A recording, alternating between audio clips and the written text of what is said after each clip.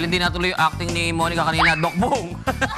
Ate tayo. Ay, Ate na pa tayo. nag-aantay si Loris. Sige, Malinaw. Hi, Loris. Good morning. Ako, naputol. Naputol. O, ito muna si ano muna. Teka lang. Ito muna si June Amante.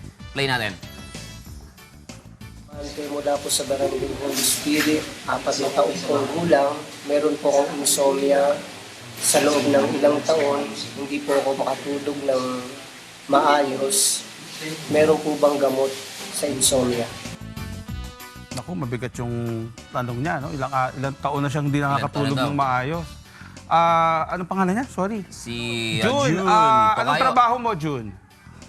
Ay, hindi po. Recorded po siya. Yes, oo. Pasensya, Doc Boom. Okay. Yung sinabi. Ang insomnia kasi, maraming pinanggagalingan, ano?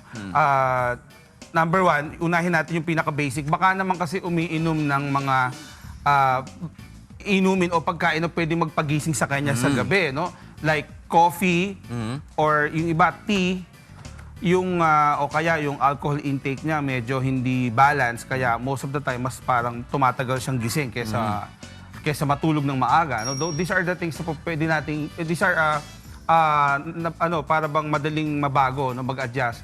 Iwasan natin yung mga pagkain o inumin na pwedeng magpabagal ng ng pagkakapapaantok natin sa gabi, no. There are cases na light dinner lang, tapos sundan nyo ng milk, yung non-fat milk. Maganda ang effect niya sa ating sensorium. Inaantok agad tayo, so dire-diretsong tulog na pagising, maganda rin ang gising natin. Gusto ko lang malinawan, di ba? Kasi madaming mga interpretation dyan. Insomnia ba is the inability to reach rapid eye state or totally the inability to put your body at rest? Yes, that's the second At rest. Yes, oo. Okay. Oo. Yung So isa kasi naman kahit, kasi yung kahit you don't sleep, pero yung body mo is at rest, di ba? oo. Pwede yun, di ba? Yes, oo. Ngayon sa kanya, hindi talaga siguro natutulog to kasi ideally we have to at least have a 6 to 8 hours of good sleep a day, no? Kasi very important yan sa development ng cells Wait, natin. sabi mo at least? At least 6 least. hours. Pag more At than what age? any age. Any Any age, yes. Pero pag more than 8 hours, let's say 9 hours or more, hindi din siya maganda, hindi siya Bakit po? hindi siya healthy, no? Kasi dapat ang cells natin nagrara na or nagpa-process na or nagtatrabaho na after 8 hours. Pag more than 8 hours ang sleep mo, merong parang problem din sa metabolism. So, pag less than 6 and more than 9, more than 8, hindi siya talaga very good. Ideally, dapat 6 to 8 hours So of sleep. moderation talaga. Yes, ano, Doc? oo. Ngayon, tukuyin natin. Kung nabanggit na kanina yung mga possible causes na pwedeng mabago, number 2, kung hindi talaga, magkonsulta na sa doktor kasi baka kamukha doon ilang taon na siyang hindi nakakatulog na maayos. I guess sa case niya, he has to take something, a tablet or sleeping pill, perhaps para ma-augment or mabago yung kondisyon niya. Very important, whatever is the solution for that particular insomnia, ang importante makatulog.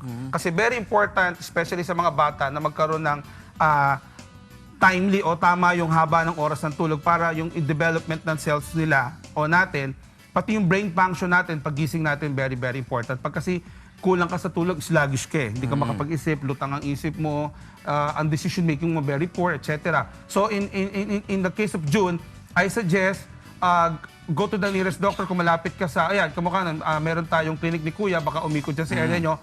But basically, you must take a tablet now kasi napakatagal na. A simple diphenhydramine, 50 mg tablet, yung gamitin ko na yung brand, okay lang. Benadryl, pwede yan. Benadryl AH, 1 tablet at bedtime, very good. Meron din tayong mga melatonin-based na sleeping pills, 3 mg a day. O at night, 1 tablet. Kung hindi kaya pa, take another pill. So total of 6 mg, hindi naman masama sa katawan. Kasi melatonin is healthy, wala siyang major side effects. So basically with June, i-modify mo lang, don't take coffee and anything na magpapastimulate pa ng body mo sa gabi, and then take 1 tablet of what yung nabanggit ko kanina.